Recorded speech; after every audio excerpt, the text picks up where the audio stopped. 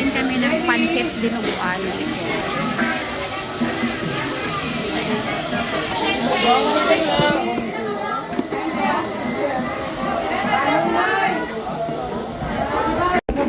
Ito yung pansit dinuguan guys dito sa Bicol, sa Pulangi Albay.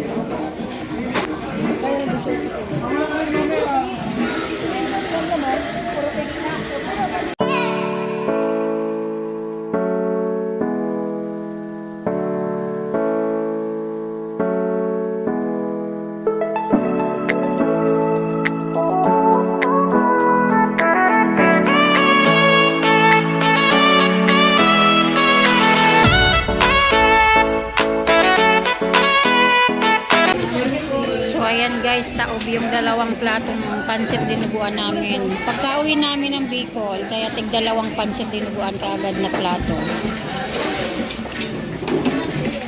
Ito, ano, busog na?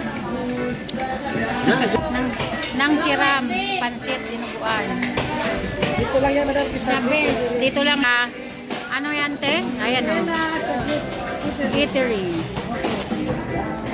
Sa Pulangi Albay. Oh, yung mga taga Bicol, yung uwing ano, sa Sacreds Eatery.